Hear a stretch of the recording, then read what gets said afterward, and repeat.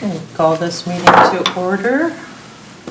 John, would you like to do a roll call, please? I will. Karen Ford. Yes. Annette Schreiner. Present. Jim Salsbury. Dick Long. Present. And Bob Eyre. Yes. You all stand and join me in the Pledge of Allegiance. I pledge allegiance to the flag of the United States of America and to the republic for which it stands, one nation, under God, indivisible, with liberty and justice for all. Thank you. Welcome to the February 6th meeting of the Board of Public Affairs. You've all been given a copy of the minutes in the last meeting. Are there any changes, corrections, additions needing to be made? Seeing none, Karen, I'd like to make a motion that we accept the January 16 minutes as written. I'll second. Dick. Yes. Annette. Yes. Karen. Yes. Jim. Yes. And Bob. Yes. Are there any public concerns? Anyone stand at the podium? Good evening. Good evening. My name's Bill Metz, for those that you don't know me.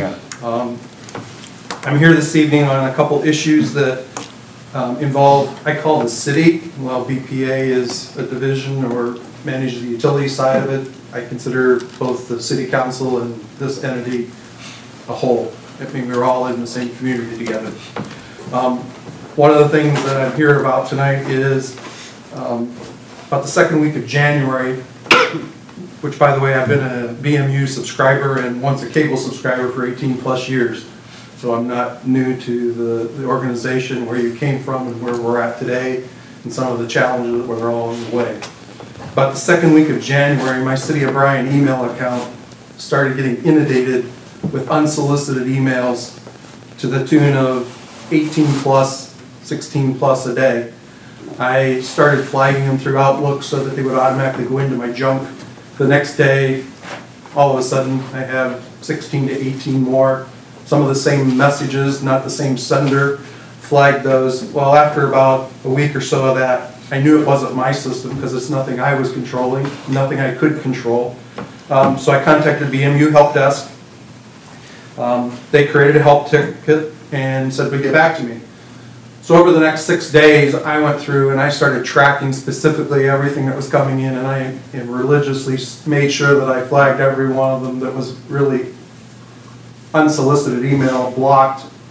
And at the end of that 6 days, I still hadn't heard back from BMU Help Desk, so I went ahead and took a snapshot of all the emails, sorted by date, sorted them by the sender. I also did an export of all the email addresses that were coming from these emails, and I sent it to the BMU communications through email. A couple days later, BMU reached out to me. It says they're aware of the issue. And I said, "So what are we going to do about it?" And they says, "Well, the problem is that there was a certificate on the Barracuda filtering system that was not renewed." And I says, "Why would you do that to your subscribers? You're forcing all these emails onto them." And they said, "Well, it's a several $1,000 item." So that brings us to the point where we're at today. I want BMU, obviously this certificate, BMU is a utility provider, whether you consider it water, internet, electric, and there's certain standards that really need to be held. We all know that your internet usage by subscribers are going down. Part of that is people don't know that you still have internet. Believe it or not, there are people in the city of Bryan that do not think that Bryan City is offering internet any longer. They thought when you pulled the plug on your cable, you also pulled your internet. They're also not aware that you eliminated your $19.95 and then you had your $32, and now they've implemented about a $46 package.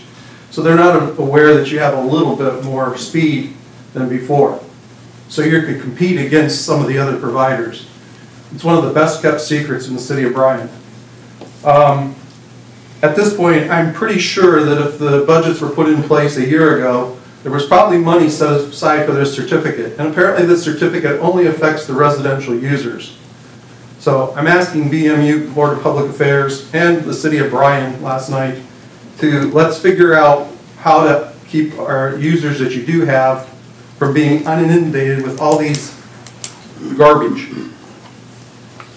The second thing I'd like to talk about, and I brought this to the City Council meeting last night also, is apparently on October 16th, Bryan City Council went ahead and brought up that we were going to discontinue for the city video recordings and move to audio only. It wasn't on the agenda for the council. It was submitted as a memo that was read. It wasn't given any public concerns to be voiced or any opinions. It was voted on, passed, and bam, it happened. What's also kind of funny is BPA didn't talk about that until the next night. And it kind of went down the same bunny trail.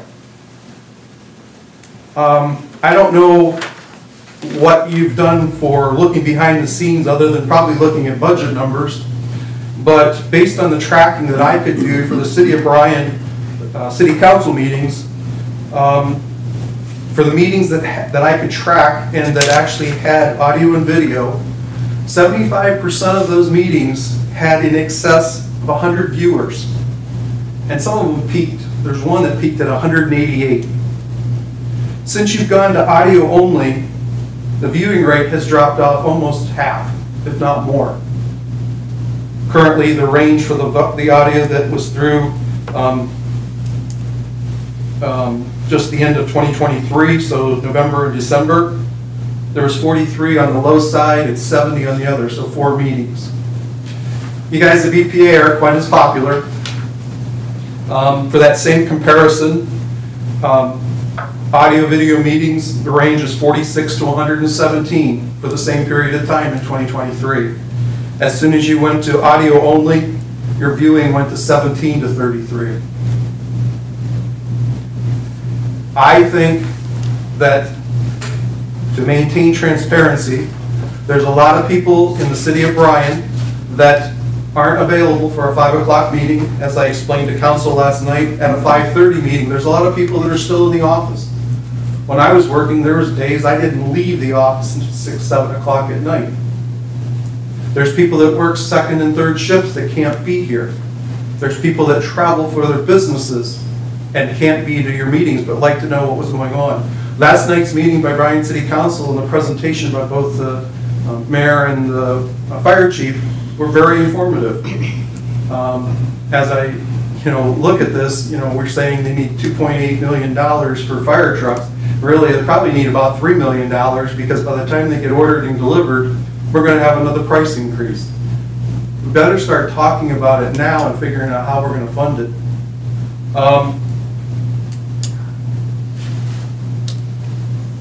It's tough to sit through those audio recordings. I've tried. That's one reason why I was at last night's council meeting, and I'll probably be at a lot more. I maybe become more friendly at this meeting also. It's hard to listen to everything that's being absorbed when you're doing presentations on the screen. If it comes down to that it's a people problem, that we don't want to pay a BMU communications employee to handle these meetings, to handle the audio side of it, either figure out how to set them up on timers, just like the mayor indicated that you were going to audio record and there was a computer in the back room. There's no reason why with technology today they can't be programmed to start the meeting at such and such time. If you have to sacrifice that we're not going to see screens, that's better than something. It would obviously be nice to be able to show the screens because there's a lot of information that came out of last night's council meeting that I think the City of Bryan, it's not going to surface in the paper. That was another thing. We always think that, oh, somebody will read it in the Bryan Times. Only 45% of the households in the City of Bryan subscribe to the Bryan Times. There's, based on subscription things or for census data for 2022, there was 4,142 households in the City of Bryan. And based on what the Times information they gave me, only 45% of those households actually have a city subscription, and that's just the City of Bryan. you're not going to want to hear this, but based on census data also, the city of Bryan population is declining just short of 1.5% per year. We're not gaining people, we're losing people. And the projections on out from what the census has put out, published information, is going to continue. The communications department from City of Bryan, at least based on your 5-year summary reports, we're talking $1.5 million in revenue from communications alone. I would think that with the reduction of all the extra things that the communications department was doing and focusing on internet and focusing on publishing meetings and things, that you would be able to cover those expenses to operate. Obviously, you dropped $500,000 from 2021 to 2022. It's the part of the process. The other two things that I wanted to bring up is I could not find a agenda for this meeting tonight on the BMU website. I would request that it be added just like it was done to the City of Bryan page, so that somebody coming in knows exactly what's happening, or hopefully what's happening. Maybe publish it on like 4 o'clock the Friday before. The second thing that I noticed is in the 2023 minutes tab, you have a 29 title with a 2024 date. 2024, December of 2024 hasn't happened yet. The other thing that I found in searching through, trying to review some things, you have two meetings titled 10/17 of 2023. One of them is really 11/7. So there's some little errors there that if somebody wasn't analyzing like I was, they kind of need cleaned up, I think. That's pretty much what I have to say. I'm suggesting, and as I told council last night, I think it's important enough for transparency reasons and for communications reasons that the city needs to pony up and figure out how we continue audio-video recordings for those people that can't be at these meetings because of when they're scheduled and because of things that are going on in their lives. Any questions for me? You want a job? Not right now. Well, it depends. No, I'll speak up. I appreciate everything that you just said from the beginning. And I would like to ask, there's some things I'm confused about. I don't know what this certificate is. Joe, would you be able to address any of that, or? Sure.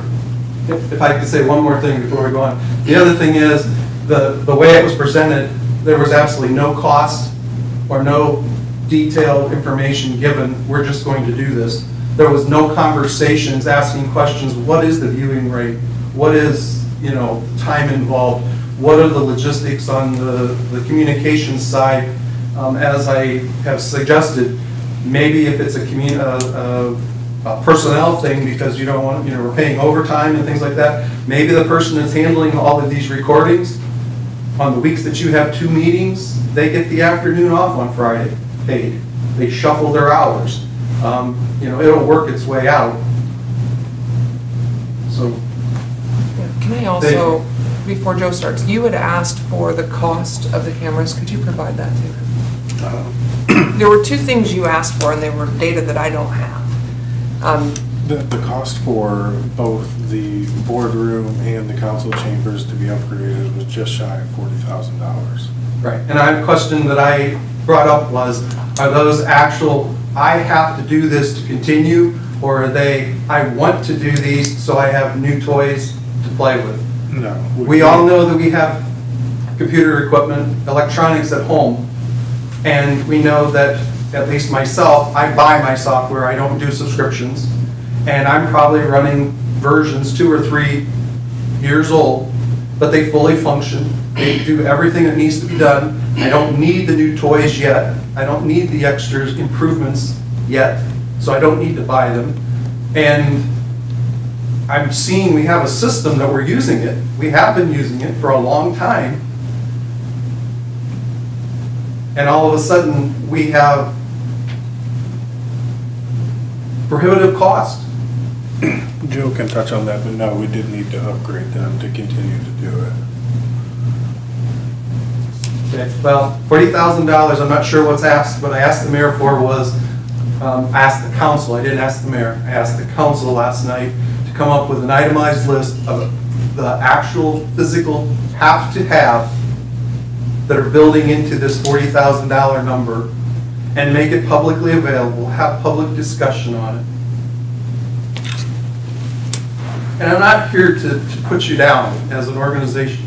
City of Bryan, I live here. I've lived outside of the city of Bryan. Obviously, I'm still living here. Things change, but there's certain things that, just like I suggested with the utility side, you have to maintain, and I think in the city's best interest for publicity and for knowledge, and especially with all the things that were discussed at even just last night's council meeting, the more people you get on board and the more people that can physically see and hear that, the lot easier it's going to be to get there. Sorry to interrupt, go ahead. Would you like to address any of this, Joe? Sure. Okay. Sure, I'll begin with the Barracuda. The Barracuda obviously is the spam filter appliance that we use for the utility and the city and the customer.net email. And in 2023, we entered a different platform with that because we have a physical appliance in the head end that is end of life, basically end of support if something should happen to it. So we elected to go to an online a solution for it, which is what most operators are doing these days. And during this time, we had dual licensing that was active. We had the licensing on the old Barracuda appliance, which effectively protected all of the spam from the HFC cable modem customers, the .NET users, and then we had a portion of those licenses were also over on the cloud-based solution, which protects us. In January, we had no advance warning of this. The situation that occurred, we had no advance warning from Barracuda or anyone. All of a sudden one day, we had some customers that started getting spam emails that weren't filtered any longer. Well, we started checking into this, and to get those licenses back is cost prohibitive at this time. There are plans for the email that we're not certain of yet, and I'm not prepared to discuss, but I can tell you that it's not a long-term solution, and it's not cost prohibitive. If I'm instructed to purchase those licenses, I will do so at the direction of Derrick. If the board decides that will address that problem, but we have a longer-term issue with email. Secondly, as far as the video production side and the audio for the BPA and council meetings, we've been faced for the last few years that the equipment that we have, including all the infrastructure, the cameras, the mixing equipment, and the fiber optic transmission equipment, especially between the Don North building and this facility here, is outdated and it's becoming unfunctional. There's been several times over the last 2 or 3 years, if you notice, that when we get ready to do productions, especially from council chambers, that we will have issues with the product. There will be dark screens, you'll have no video, no audio, you'll have cameras that don't operate, etc. we determined that this is going to be pretty much a full rebuild of this system, the video and audio system, which means all the new equipment I just mentioned in both chambers. Also,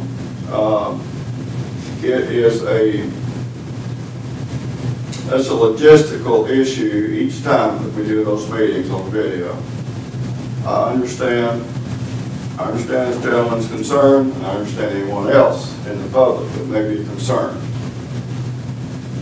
However, it's not just a financial decision. There's other factors involved with having enough personnel. You can't have one person trained to do these video productions. You have to have multiple people trained in the event that they're not here for whatever reason. But I can tell you that the decision on the video product that the BPA and the council's made is based on an infrastructure rebuild for the system. So Joe, even if almost $40,000 was spent and upgraded the equipment in the board and council chambers, will the, I don't want to say here, the field equipment? Because I know it's old, and I know that was a lot of the reason, I guess we made the decision, the cable decision that we did, because that's very expensive. If we replace the equipment in the board and the council chambers, would the field equipment be up to the task of carrying the broadcasts? You talk about, I guess why I'm asking is you talk about between here and the Don North building. Is that what you're referring to as the field equipment that would cause us problems? Yes, it would be the fiber transport equipment from the Don North building back to here, and also from this building over to the head end. That's all fiber transport. Now, I might add something.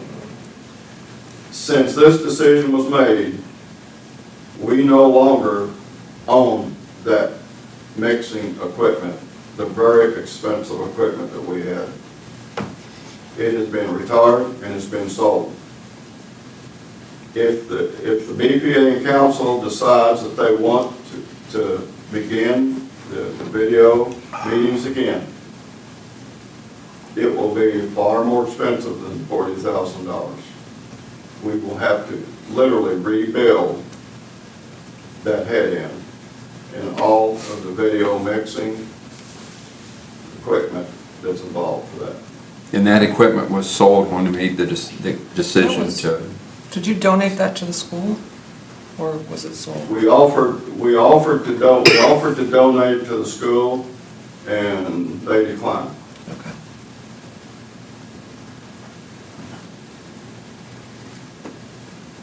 I don't know if that answers any of your questions, Bill, but I will say there's not a person up here that did not want that video part, because I want the transparency. I want the whole community to see it. But ever since we lost the cable, that revenue stream, that's what killed the communications department. And we, oh my gosh, how long did we talk about that? For a year and a half. Of course, a lot of that wasn't shared because it was an executive session. We had to try to work it out to where we could keep the YouTube, and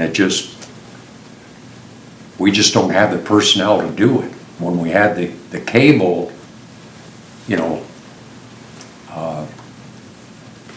the money stream coming in, we could afford, we had what, at one time I think we had 3 or 4 part-time videographers that would keep that going. But it was a business decision that it just, Joe's budget we couldn't do it anymore. We had to stop. Can I offer you some additional feedback? Mm-hmm. Obviously, you can buy, and it's not going to be what you've got now, but you can buy standalone digital video equipment. You're only recording it, you're not live streaming it. You're basically recording it, you're prepping it and pushing it to YouTube. I'm sure for a whole lot less than $40,000, you can buy cameras, probably a good camera for $1,000. So if you bought 2 cameras, $2,000. You can turn around and you say, well, we don't have the personnel to do it. As I said to council last night, maybe it becomes a third party that you contract with to get you the recording. And if you're comfortable enough, you don't want a BMU employee because you don't have them, format and push it to the BMU YouTube channel.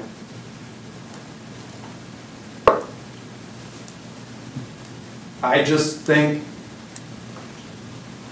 you've closed the door on transparency, and you've already seen from the numbers I've given you, you can analyze your own YouTube traffic. I just went out and picked 1 year, both audio, video, and video, or audio only, and said how many viewers for those that I could track. Some of them I couldn't find, and took a quick snapshot. And when I see that you have council meetings with 75% of those meetings at 100+ viewers, that tells me somebody's looking at it. So, you know the concern. You obviously have the same concerns. It sounds like, I'm not sure what happened to the, you know, how it just all of a sudden, when this happened in October, and all of a sudden on whatever date it happened, all of a sudden this equipment just disappeared. I'm concerned when I hear that there's a fiber optics problem between the buildings. You probably have a bigger problem than you think. Well, I think what we didn't talk about publicly because it was just an internal discussion with management was the mixer board at council had been pieced together sometime before the pandemic and was barely working. And I mean, I wish you would have been up there during that time because there were so many wires around my desk just trying to piece it together. And it was honestly Eric Herman that did it in an emergency when he still worked for the utility, which has been quite a few years. So we had to do a whole new system for that on top of the cameras. And so the council and the board really felt that the happy medium for the public was to at least continue the audio because we were still creating that transparency. Now I understand the background noise. I get it. I can't control that. We know that. But we really did, as a group, feel at least if we kept the audio, people could hear. We can certainly add annual reports to our website. I can talk to Christy about that tomorrow. Maybe that will be helpful with the PowerPoints as they're presented. Excuse me. But it wasn't really an easy decision, but it was also one of those things that as cable phased out, there were other things that the utility had provided for a long time that were a great service to the local government and the community that were subsequently going to have to phase out too. So we didn't gleefully just decide we weren't going to be on camera anymore. And I will also credit, the papers have been doing a really good job at reporting a lot of the things, and I'm sure there will be follow-up articles from the meeting that weren't addressed today. So at some point, the onus has to be back on the resident to either come, listen, or buy a paper. Because we can't keep doing the video the way that we did. And I know respectfully we're going to disagree on that, and I'm sorry, but well, I just threw out another option that it's not going to cost $40,000. I threw out an option that if you don't have the personnel, it's like any other company, you hire an outside service. We're not live streaming this. It's a recording. It's not something that you're pushing right now. It's something that's being recorded. It's being formatted to get it with a cover page on it so you can push it to YouTube. So you want us to get a standalone camera, put it somewhere in council chambers that shows the council, that shows the department heads, that shows that? Like, what do you want it pointed at? And am I the one that's going to run that little thing and download it? Because I can tell you the hours in the day I have are pretty limited at this point. And once again, I said you might need a third party. again, I asked you on a job. Sounds like you be the man, Bill. I don't know anything about that. How do you do that? I just graduated to a smartphone, and it'll take me 10 years to figure that out. But that is a good suggestion and something to look into. I mean, something we can discuss and kick around.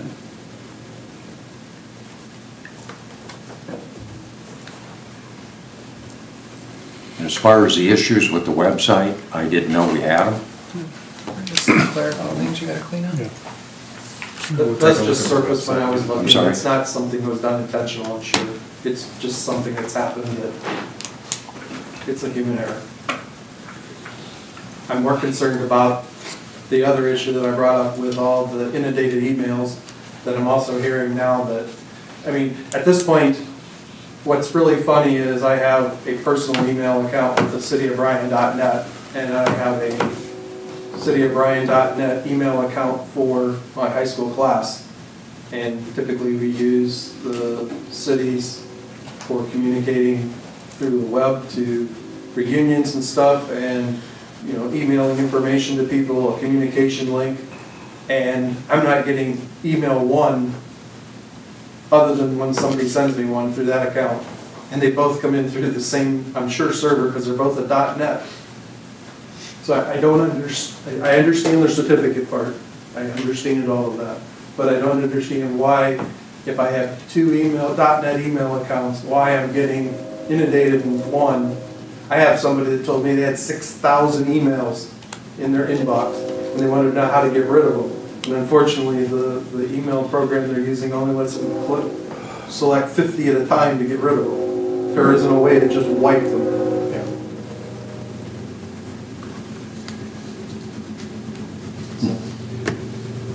I guess the other question I would have, and maybe you don't need to answer this now, but if we're going down the roads that I'm just hearing, is Bryan going to pull the plug on internet support and internet? Obviously, there's other options. They're not as cost effective, but you've just pulled another revenue stream out of BMU/City of Bryan. And if you don't have that, you've just now pulled the revenue stream out of some more employees.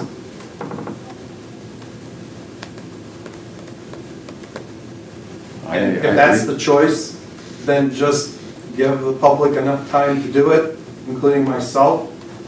But it's pretty hard when you've had the same email address for 18 plus years. Yeah. It's a different world today, Bill. I can tell you, competition, you know, that doesn't help us. I can tell you that based on some trending that I do every 5 years with class reunion, that 20% of the population from this class does not have internet or email. It's been really consistent since I graduated until now. You guys can figure that out. But I'm guessing the City of Bryan's the same way. There's probably a whole lot of people that do not have internet or email, more than you know. And when the decision was we're pulling cable, just use internet, there's a lot of elderly people that don't have internet. I had a parent who was in that situation.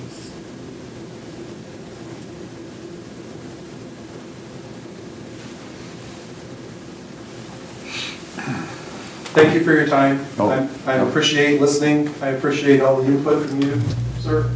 And obviously we need to figure out something, but what we're doing right now doesn't really work, in my opinion. You're losing the transparency and you're losing the communication avenue that tech is cheap. And as I said, when it comes down to needs and wants, there's other ways around it. I can tell you right now, you can buy a low-G remote control camera for $1,500 and do the same thing, record it, put it on a laptop, and then turn around and let BMU format it and push it. I don't know that you need 5 cameras. Maybe you need 2 in council. Maybe here you only need 1 if you're going to use remote controls. even stand alone. If you're standing alone, maybe you only need one at each chamber. Maybe if you have somebody doing it for you, you don't even have to do anything. You just pay them, and they give you a file the following morning.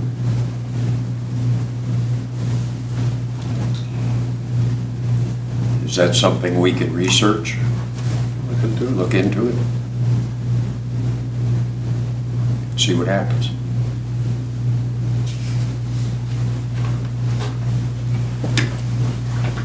Anything else, discussion-wise? Thank you, Mr. Metz, for coming. Thanks, Bill. Okay. Next up, we have a motion to approve and sign a letter of support.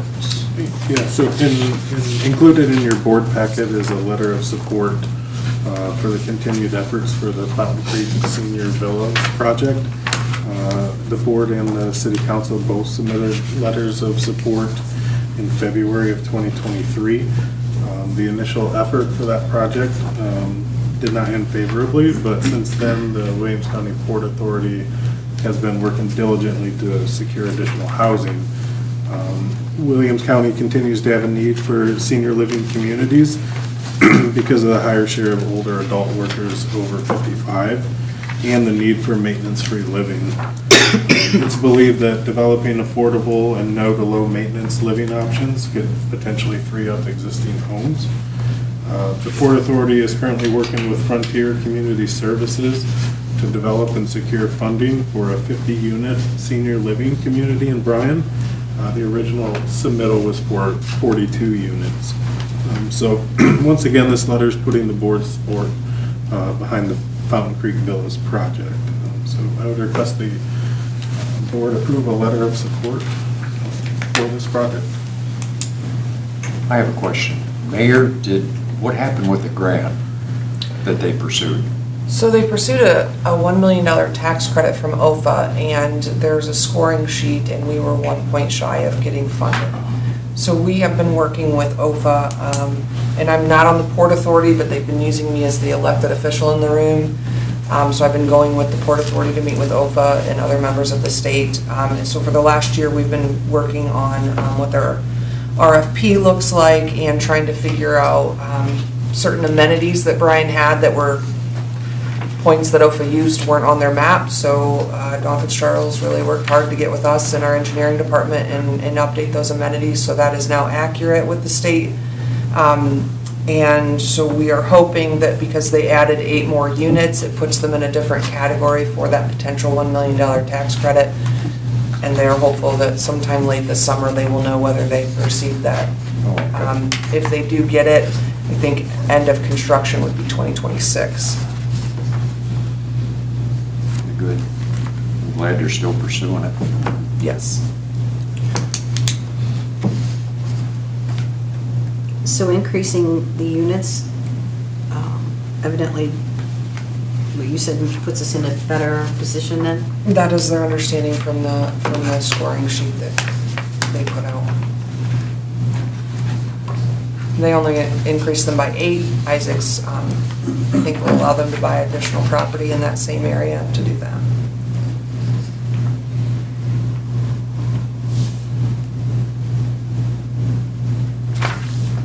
Would we have an opportunity to reapply at some point? What do you mean by reapply? Well, we went through the process and submitted everything to them. Is there, just wondered if there's an opportunity to... So that's what the letter of support is. They're collecting from you and council to go with their submission for resubmittal that's due mid-February. Okay. Yes, that's their intention. Good. Sounds like an outstanding idea. Yes. What's the deadline for that? For their submission? Yep. Off the top of my head, I think it's February 18th. Soon. Soon. Yes. And they could have used our letters of support for 2 years ago, but really for the application, it would look better and if we all could clean up our letters, get current council and board members on there and have good dates. And the commissioners, I believe, also have submitted their letter of support already as well. Would turnaround on that one then. Okay. With that, I'd like to make a motion that we do the letter of support. I'll second. Dick, Yes. Bob, Yes. Karen, Yes. Annette, Yes. and Jim. Yes. Thank you. Next on the agenda, we have a resolution to authorize a change order for the purchase of the International-Terex Digger Derrick.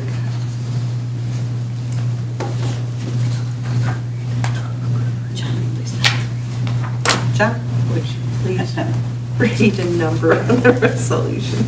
I will. It's Thanks. resolution number 2, 2024, authorizing a change order for the purchase of the International HV 507 SFA Terex 4x4 Digger Derrick from Terex Utilities Incorporated. In 2021, by Resolution 29, the board authorized the purchase of the Digger Derrick through Sourcewell. The 515 Electric Capital Fund had initially budgeted $310,000 to replace what is now the 23-year-old unit that we have. Then in 2022, Resolution number 7 authorized the change order for this Digger Derrick. Due to the outriggers, the cost of those were inadvertently omitted from the quote, and then there was also a commodity surcharge that International had passed down, so the board approved that change order with resolution number 7. Recently, Terex has informed BMU that International has implemented another surcharge on the chassis, $12,168. That includes a model year increase from 2024 to 2025, emissions updates, and rear axle and tire changes. The current cost of the unit with both change orders would be $309,928. The one thing just to keep in mind is that this was originally approved in 2021. We're on our 3rd model year for the build, starting with a 23, a 24, and now a 25 model. So a change like this isn't really that unexpected. So I would request authorization to approve the change order for the purchase order of the Digger Derrick. How long will that last? Well, right now, I wouldn't expect any other additional changes at this point where they are in the design of it. We are kind of anticipating an August time frame for the delivery, so I wouldn't expect any other change orders from this point. Once you get that unit, how long will that service the Bryan? About 20 years. 20 years? Yeah. The old one was 20 years? It's 23 now. 23, okay.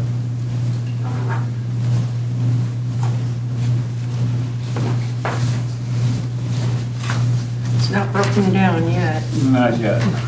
but it doesn't have much life left No. into it before You can only you manage start so going much. wrong. Yeah, we've been waiting forever for this. Yeah, I was gonna say, you got 23 out of a 20-year machine.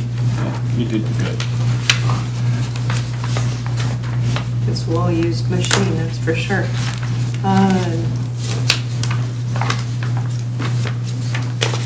Any other discussion, questions?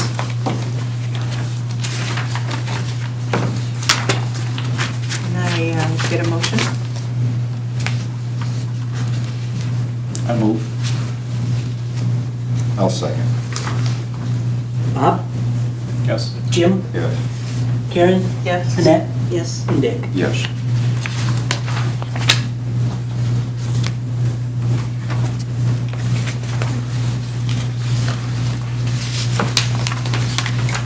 Next, we have a request to put an administrative employee on regular employment status. This is a request to move Jimmy Dunning, probationary operations manager, to regular employment status. Jimmy's experience with utility infrastructure and knowledge of the BMU operations has really allowed him to jump in and manage a variety of duties across the utility. He can perform all the essential job functions and he meets all the requirements. I'd respectfully request that Jimmy Dunning be placed on regular employment status. This would be effective February 7th. Well, that's 6 months went quick, didn't it? Yeah, with that, I'd like to make a motion that we move Jimmy from probationary to regular employment. I'll second. Dick? Yes. Jim? Yes. Karen? Yes. Annette? Yes. And Bob? Yes.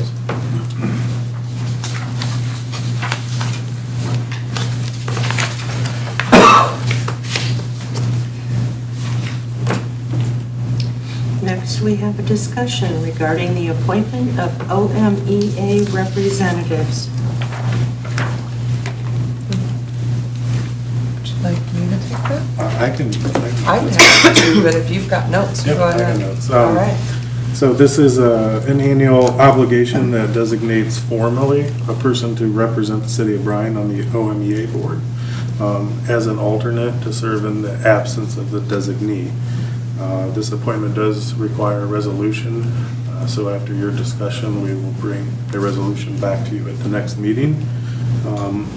OMEA is a nonprofit corporation whose members are Ohio municipal corporations that own and operate electric utility systems.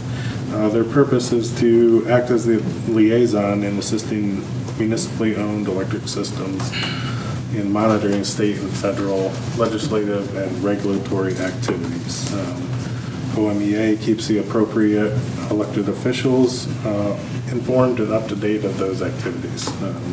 Last year's OMEA designee was the mayor, and Tom Sproul is the alternate. And I would be happy to continue to serve as the designee. I do currently serve on a 3-board executive committee for OMEA that was voted on again and renewed at our conference this fall on behalf of all of the other OMEA members. So happy to continue to represent BMU on that if you would allow me to, and then we'll obviously look for an alternate from the board as customary. I have a paper that says Mr. Wong would like to do that, and he's definitely served well in the past, so if that is the wishes of the board, we can have the utility and the city council pass appropriate resolutions at their next meetings. I would enjoy doing it again. I've been the mayor's alternate twice, and I miss it. I'd like being involved. So. He has some friends down there, you know. Oh, yeah, a couple.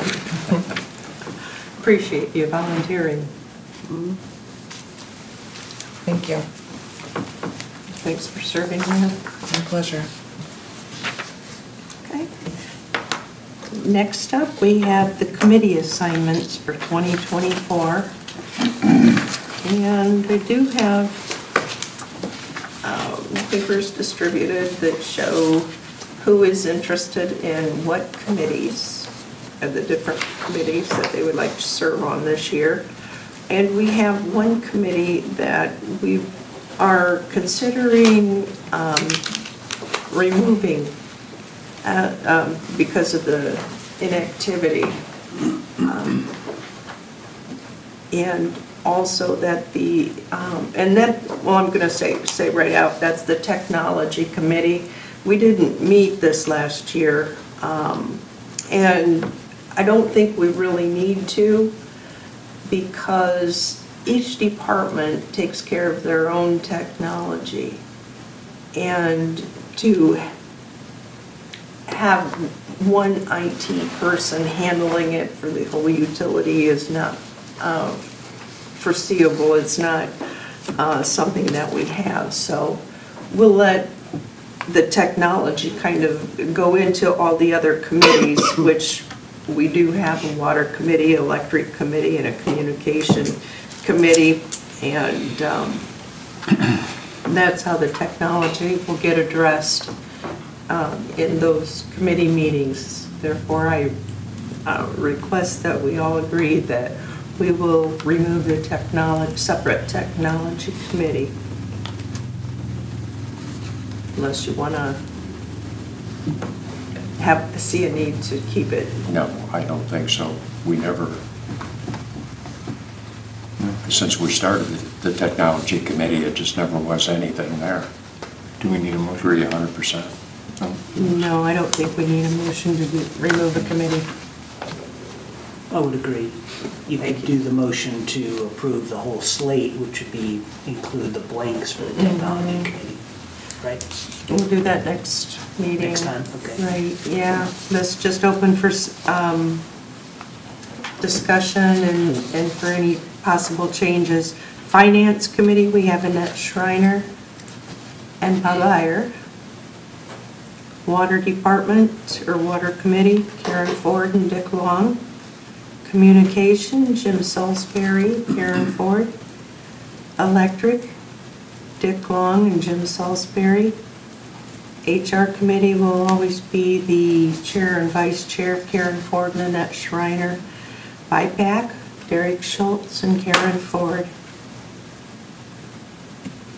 Anybody, you have any changes or suggestions? Works for me. Okay. Works for me. Well, then we will leave this as is and vote on it at the next board meeting.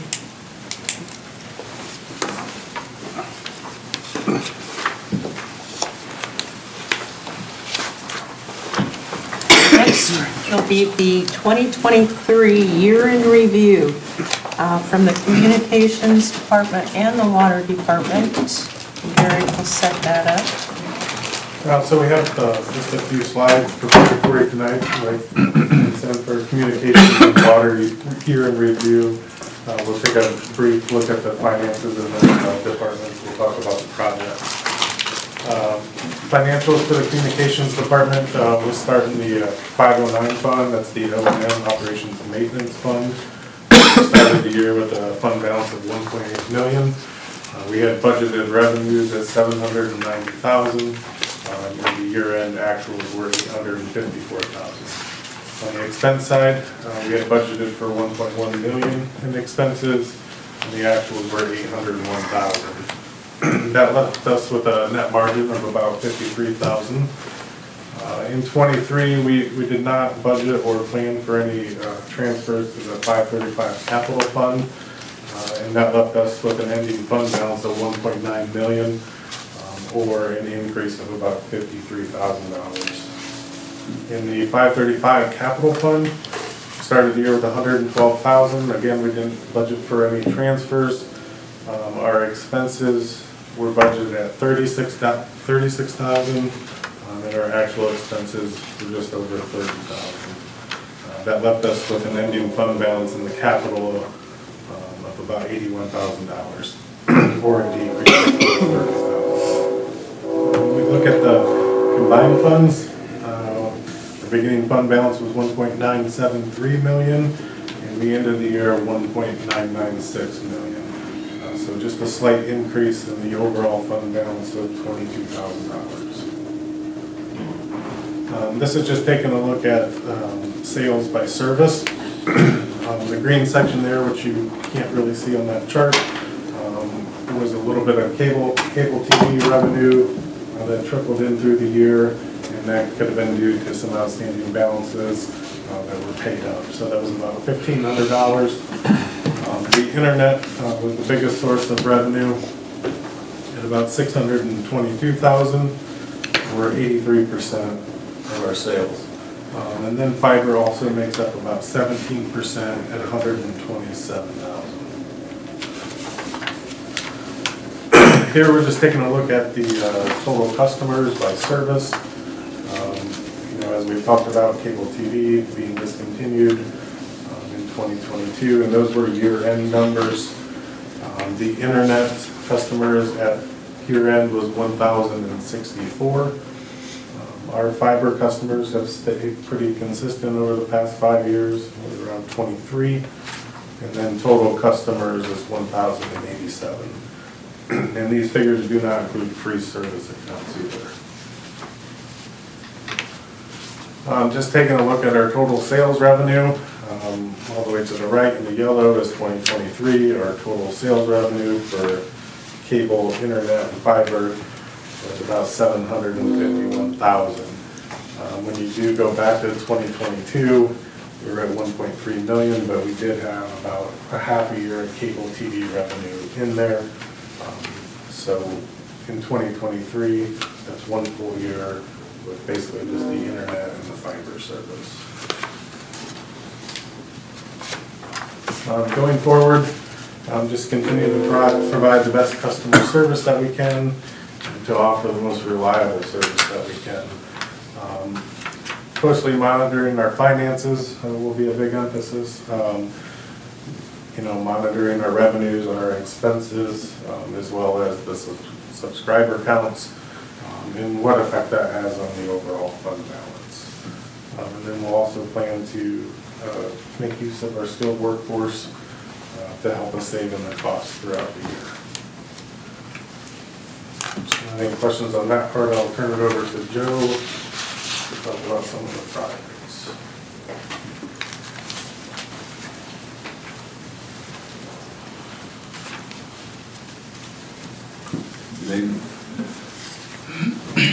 Well, the first slide is about the HFC Internet, which, as we all know, is what serves as residential and small business customers with Internet service. We continue to offer the enhanced Internet service, 30 megabits. That's the largest package we have. And then high-speed service of 10 megabits. There's still the vast majority of the people, that's the package that they have. As Derrick mentioned, we ended 2023 with 1,064 internet customers.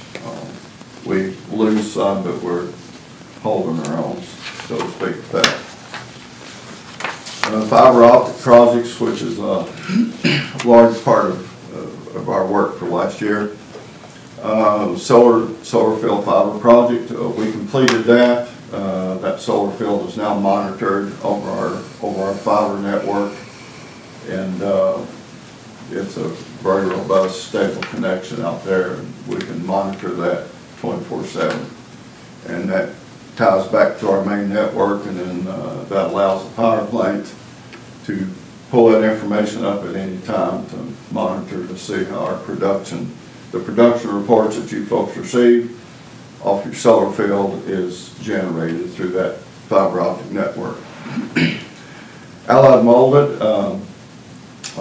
last year we completed a big fiber interconnect on the new fiber ring out to between plant 1 and plant 3 out to Industrial Park, Union Street, and we also connected another building out in Industrial Park from plant 3 over to that new facility there on Commerce Drive that they took over.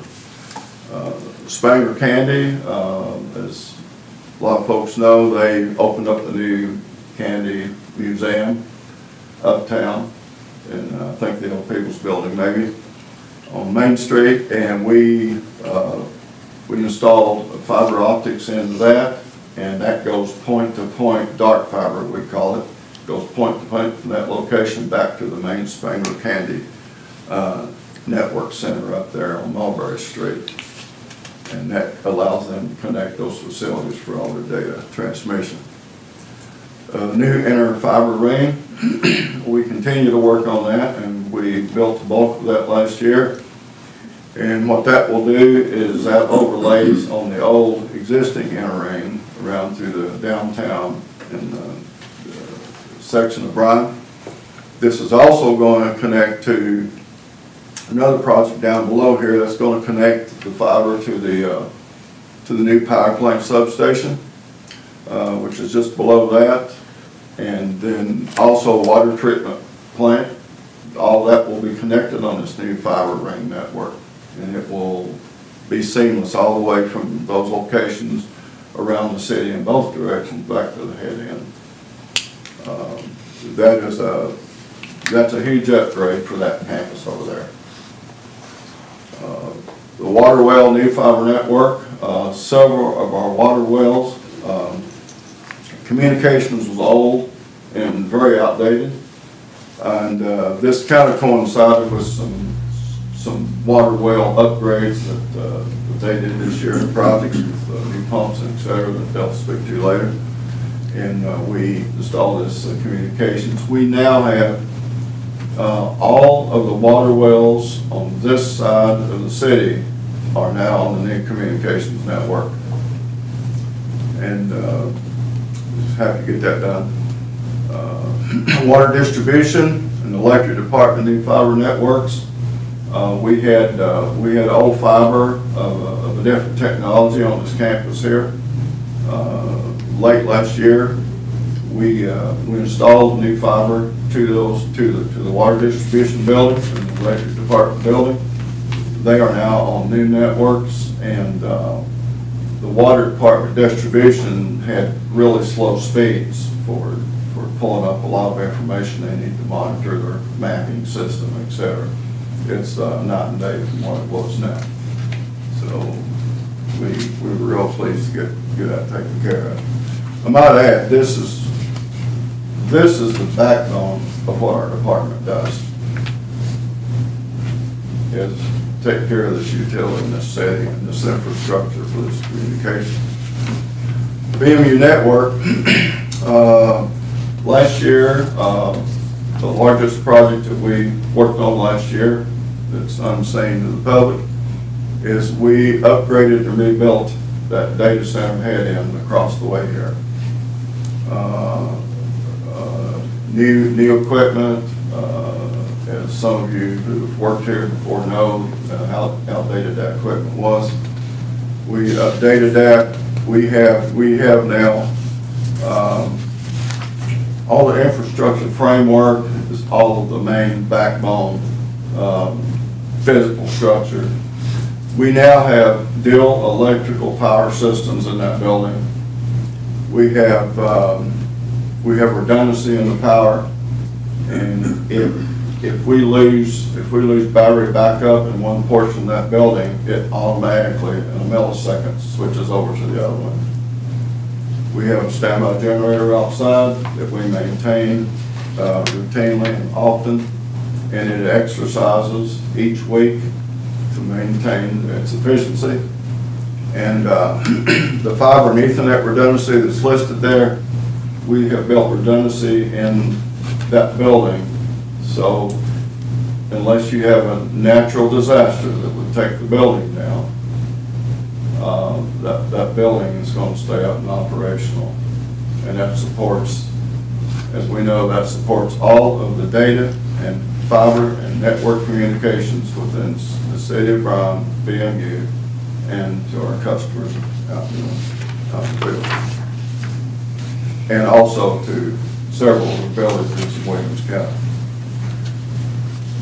The BMU network last year, we completed some large projects there. One of the largest years we've had for the network upgrades. The Cisco core network upgrade and replacement was part of that head-end project.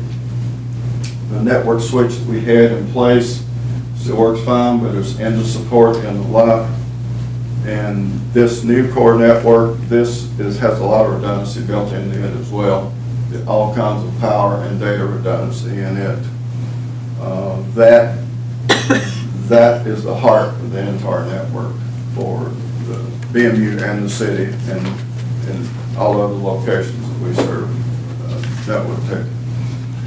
Cisco voice call manager, that is the Cisco phone system that BMU and the city uses, including all the departments in the city except I think one doesn't now, but all of them do.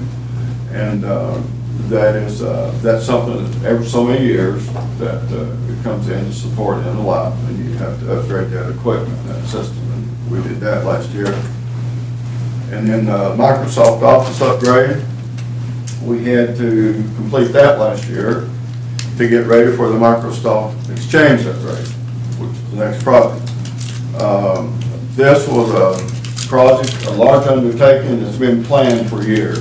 We always knew that there would come a day that the city side had to come onto our Exchange server because there would be a time when we couldn't keep upgrading it the way we did, and that occurred last year. The city the city departments work very well with us, and I want to commend the mayor and all the city department heads. They worked very well with our town to get this done, and it was a pretty seamless process for the most part. So now all the departments in the city are on this is the core of how we get our email and all those systems throughout the city. The new audio system upgrade, we've spoken to that quite a bit this evening, and that was a project that was coordinated with us, and we had professionally installed a company that does those things. Future plans, we hope to complete the construction of the new fiber cable route this year, which is at Eyre. We have a section from the head end on the primary side down to the power plant that we hope to construct, and that will be coordinated with when we build that new transmission power line down there.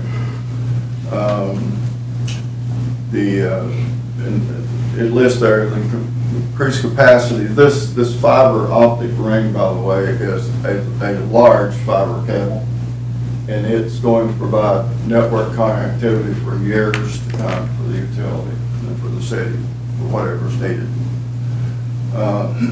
The power plant substation fiber network, once it comes to the point that we retire the 34.5 transmission line, then there will be equipment that will be removed from that building and will allow us to have space to go in there and to get ready to put that network in there, which will also not only provide for the network connectivity to that power plant, but also for all the SCADA and the protective relay that will tie to the substation.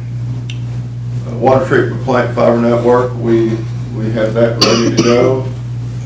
When we get this other fiber constructed, we're going to install new fiber network into the water treatment building, and there's new SCADA equipment that the equipment that's out on the floor now will be replaced with this new equipment, and it's the same equipment we're using for the electric SCADA. Very robust, and it's really going to help water treatment. At some point in time, we want to start a project to remove the satellite earth stations at the head end. They've been sitting there since we turned the cable system down. At some point in time, it's going to be quite a process, as you can imagine. But we want to be able to remove all that structures, infrastructures, the piping, the concrete, and we want to take it back to the virgin earth if we can. Any questions? What do you do with those dishes, Joe? We'll scrap them. Scrap them?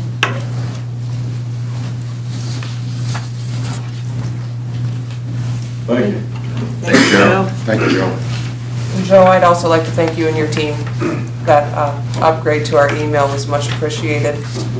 And I know I was less than patient in 2019 when you said I had to wait, but thank you. Appreciate it. We can go ahead and start the year in review for the water department. We'll take a look at the water financials. The 502 fund, or the O&M fund, we began the year with a $2.1 million balance. We had budgeted revenues at $2.7 million. We ended the year with revenues at $2.9 million. Expenses were budgeted at $2.4. The year-end actuals were $2 million. Left us with a net margin of $921,000. We do have $61,000 in debt service. That's just principal only. We did budget for $150,000 transfer in 2023 to the capital fund. So you see the $150 there. And then at the end of the year, we transferred an additional $350,000 for the 2024 capital project. So those total transfers were $500,000. Our ending fund balance was $2.4 million, or an increase of about $360,000. In the 525, the capital fund, we began the year with a balance of $1.4 million. Again, we had talked about the $150,000 transfer that was in the 2023 budget. We completed the $350,000 year-end transfer for 2024 projects. We did end up with a balance of $510,000.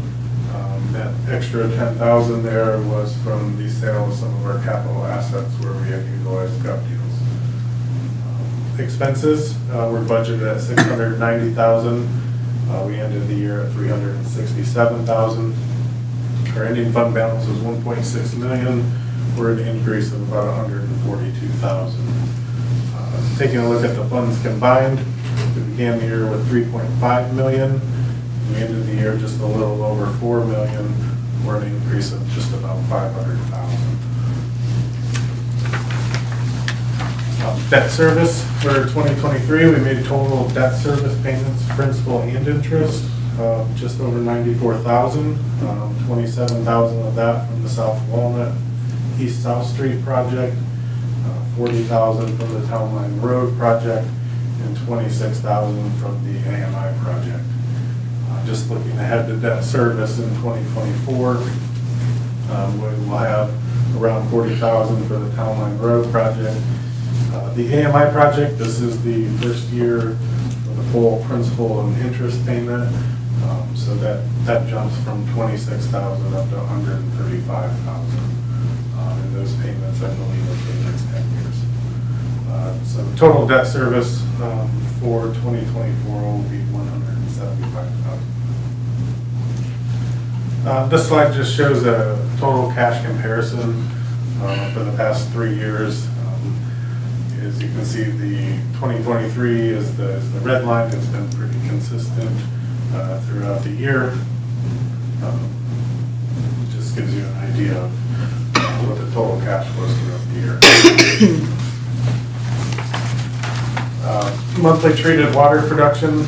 This is just looking over the 12-month period, and we're comparing it to the previous 2 years.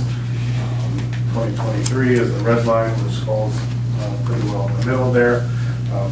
This is the typical trend. Start the year out a little bit lower, and as the spring and summer go, that production ramps up and then kind of tails off at the end of the year. So pretty normal looking trends there.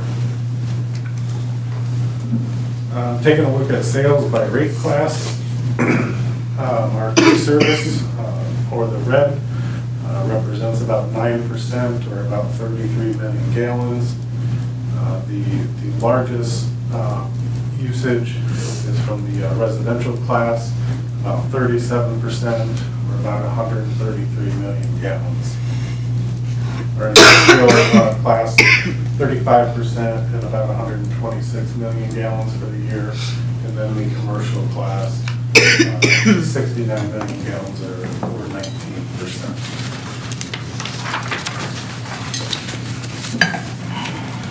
This is just taking a look at the gallons by class.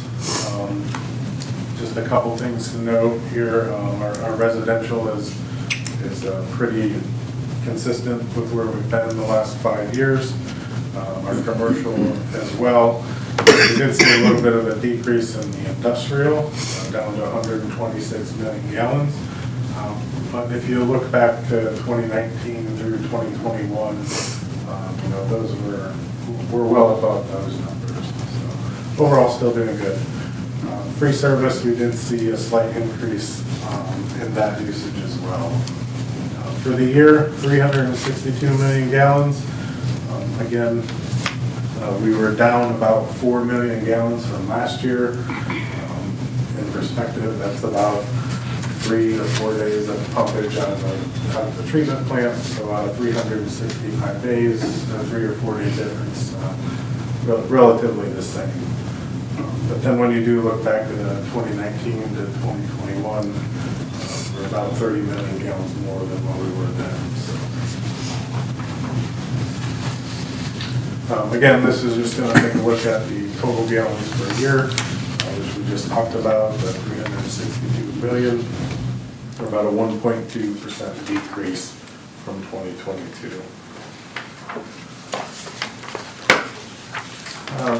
Just a summary and financial plan going forward. So December 20th, 2021, that was the last rate increase for water rates that went into effect. That was the last increase of the 3-year plan. October of 2022, we did do a revenue requirement analysis with John Courtney. At that time, we did not take any action. During 2024, we do need to take a look at that revenue requirement analysis again. We need to take a look at our 5-year capital plan, evaluate that, make sure that, as projects move around, what's important, what do we need to get done. But then also making sure that we're generating funds for our O&M expenses, for the debt service, and for those capital improvement projects. So we'll probably be looking sometime around mid-year to start that. And then I think like everything else, the expenses are still increasing. It's affecting our supplies and materials. Continue to monitor those, adjust when and if necessary. And then also the purchase orders, we try to do those on a quarterly or biannual basis. Just gives us a better snapshot each month of what the true financials look like.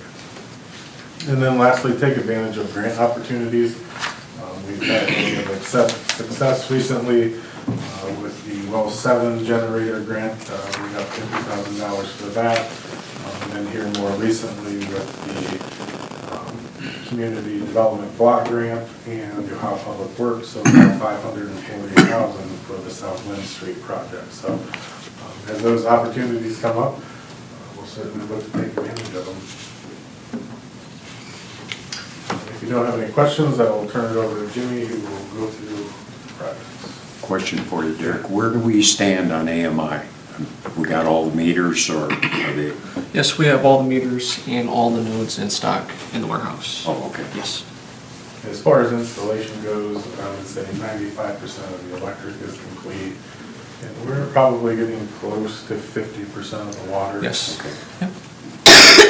We're making progress. I noticed the usage pre-COVID and today. Where are you guys at today?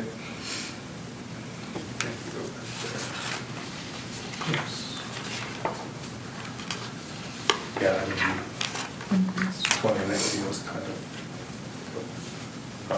I'm not exactly sure beyond 2019 and where we were at. Yeah. Ultimate information for you. Sure. It was interesting to me to not see much difference for last year during the months that the water tower was being painted. Yeah. I thought I might see something in the graphs, but I didn't. And that was the monthly graphs that we had. Any other questions?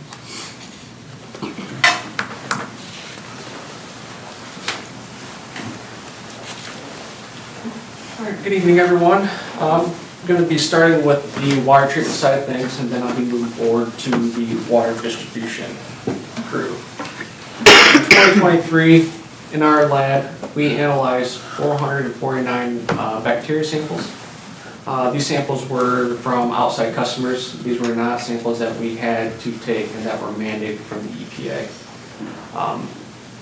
All three of our operators were certified through the Ohio EPA for bacteria analysis. This certification is something that has to be achieved every 3 years. What happens is Ohio EPA representative comes into our lab, tests our men with hands-on training and theory training in order to obtain a lab analyst certification. Every year, the Ohio EPA annually hands out a monitoring report, and this adjusts from year to year. In 2023, we had to monitor for disinfection byproducts, of course, lead and copper and nitrates.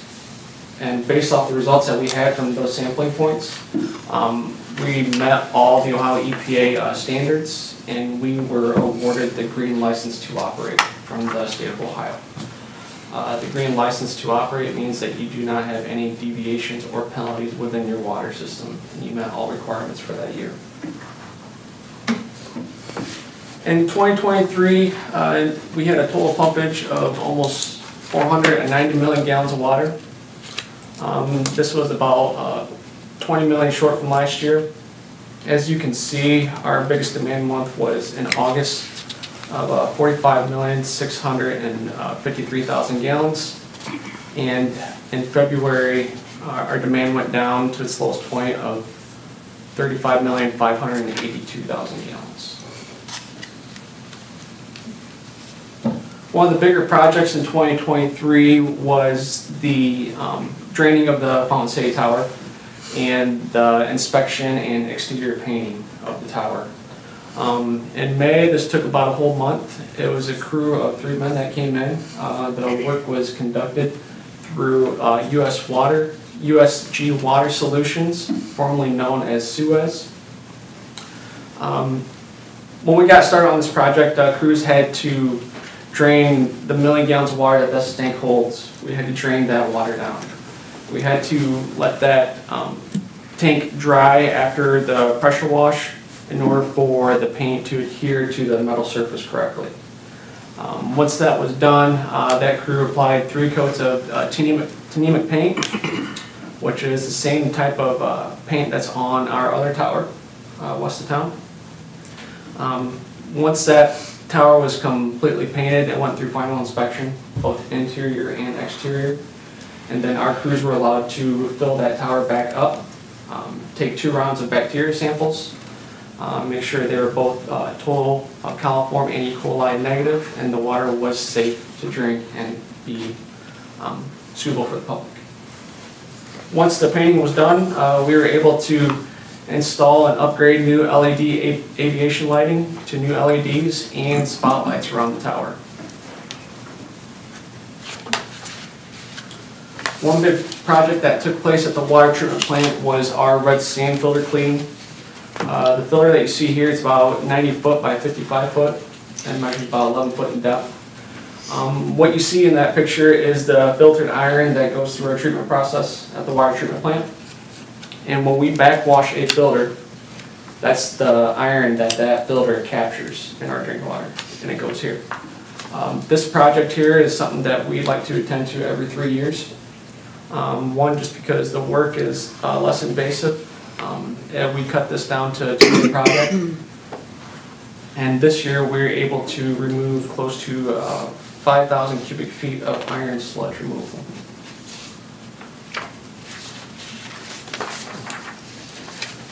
Next we have the installation of 2 backup Cat diesel generators. One is in our north well field here, just north of us here, and one is at well 7. The generator on the north well field is 100 kW, and generator at well 7 is a 60 kW. This really provides reliable and a consistent supply of drinking water in an event of a power loss event, and this replaces our tractor motors that were in place of these prior to these generator sets.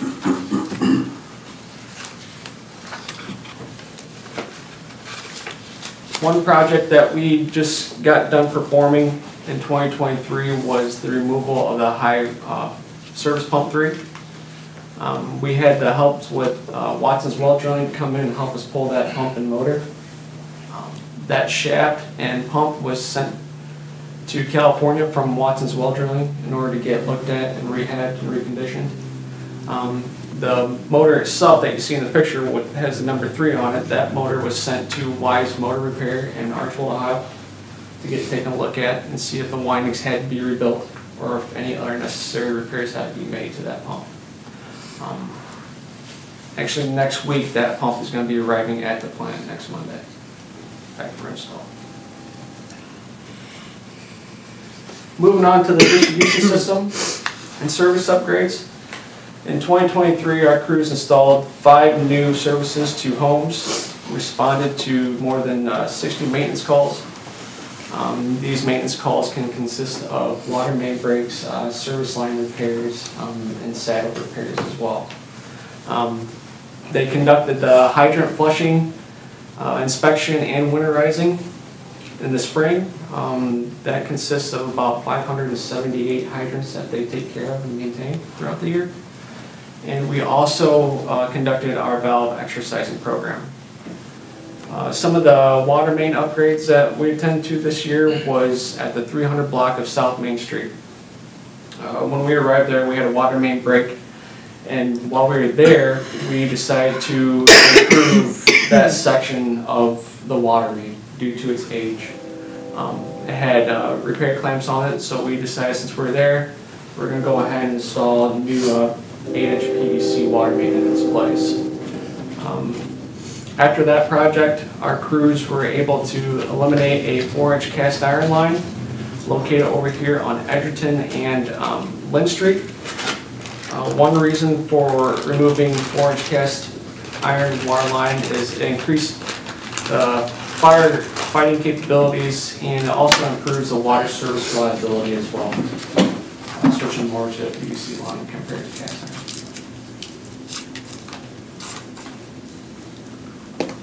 Some of the miscellaneous projects that our department was a part of was the Aqualine leak detection service. This is a service that we like to conduct every 3 years here. Aqualine leak detection service comes in from Findlay, Ohio, and they spend about 3 weeks here monitoring our 70 miles of distribution system acoustically with correlators. So they'll go around for 3 weeks and they'll be able to pinpoint leaks within our system that may not surface or that we may not even see for a long time. So one thing that helps out is with our water loss numbers as well. They were a big help at our north well field here and well 7. Those guys did all the preliminary site work for the concrete pads. They were able to form those pads and pour those pads. And they also worked along well with the electric department as well, placing the proper conduit. As you see in this photo here, that photo is the excavation site of the new power plant substation on Emmett Street. This took a lot of their time. We excavated out a lot of area, and they also helped out with the concrete forming and pouring as well, and helped out the power plant crew as well. In the midst of all that work, our crews were able to install a little over 1,800 new Badger water meters. These water meters are mainly residential water meters that we attended to, and that's roughly about 42% of that project complete.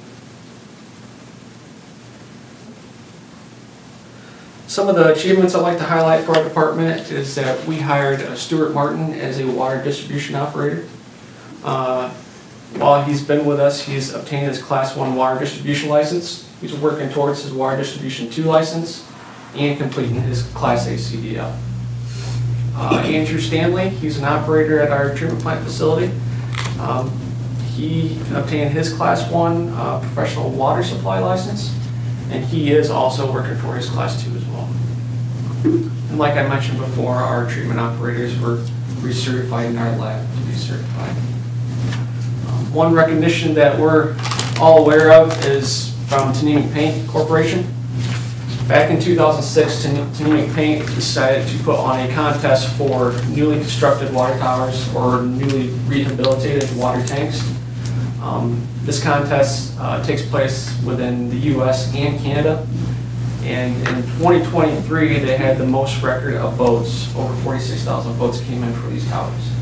We were fortunate enough to win the People's Choice Award and Tank of the Year Award in 2023.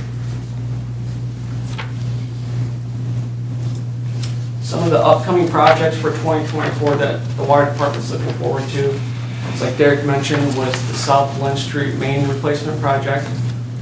We also have a Blakesley Avenue and Navarre water main replacement project that will take place just west of the hospital. We have our final generator going in at our south well field, which is on East Perry Street, located by the Fountain City Tower. And while we're there, we're also going to be rehabbing well 2 and converting that pump to a submersible pump. In 2024, we look to complete our lead service line inventory, along with our AMI meter installation and our water treatment plant study as well. Is there any questions before I move on there?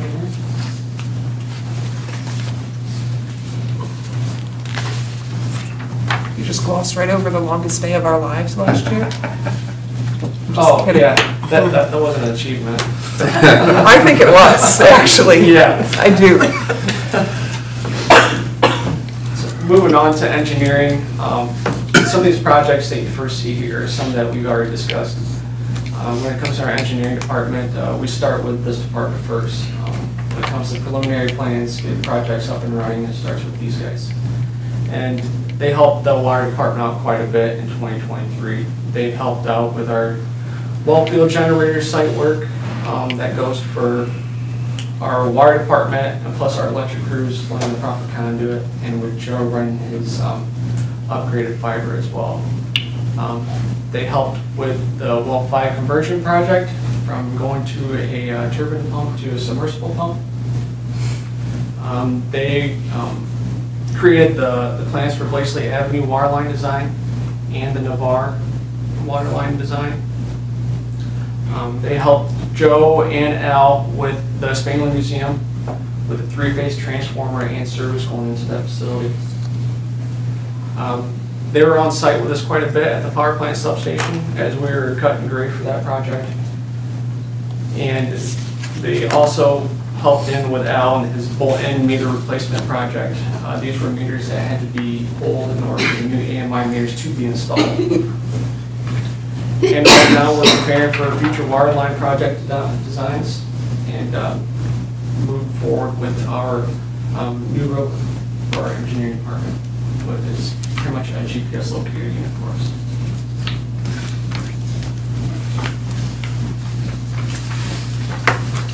Any questions or comments? Thank you, Jim. Thanks, Jimmy. Thanks, Joe. Next up, we will effect the semi-monthly disbursements. I'd like to make a motion, we pay the bills. I will second it. Dick? Yes. Annette? Yes. Karen? Yes. Jim? Yes. And Bob? Yes. Okay. At this time, we'll take a break. Oh, comments from BPA and staff. Yes. Welcome, Bob. I'm going to start it out today. Thank you. Welcome you to the Board of Public Affairs. And thank you. I feel welcome. Glad to have you. Would you like to say anything? It's an honor to be here. Like I said before, I always believe in giving back to the community. I was raised that way, and that's the reason I'm here. And I look forward to working with all of you guys, everybody here. So thank you for the opportunity to be here. I'd like to welcome Bob back. We missed you. Glad to have you back. I missed you guys. I'd like to say thanks, Joe, Derek, Jimmy, for the presentation. That was pretty good. It's always long, but it was good. Other than that, I hope we can look into a few of the issues that Bill had brought up. Maybe have a discussion about it some more and see where we could get with that. Other than that, that's all I have. My turn? Yes, I might sound a little repetitive here, but yeah, welcome back, Bob, Joe, and Jimmy and Derek. Thank you for the presentation. It's put good, and yes, Mr. Metz will definitely look into your concerns. So, Welcome, Bob. Glad to have you. Excellent job on the presentation. It's always very informative. It's always nice to see everything in a single peer review to see how much we've done. So thank you. Mr. Metz, yes, we will look into all of the issues that you brought up. So thank you for coming. Jimmy, congratulations on coming off probation. Thank you. That's all I have.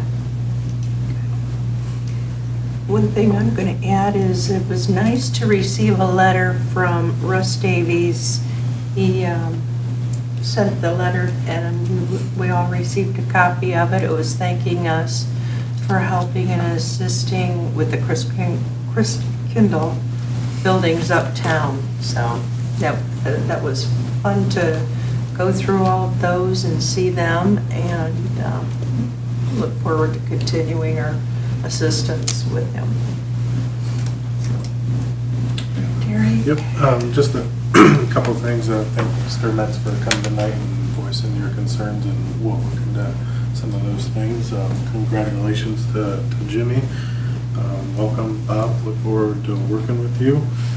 Also, just want to thank all employees, but thank the communications department, the water and engineering departments. You've seen all the work they did this year.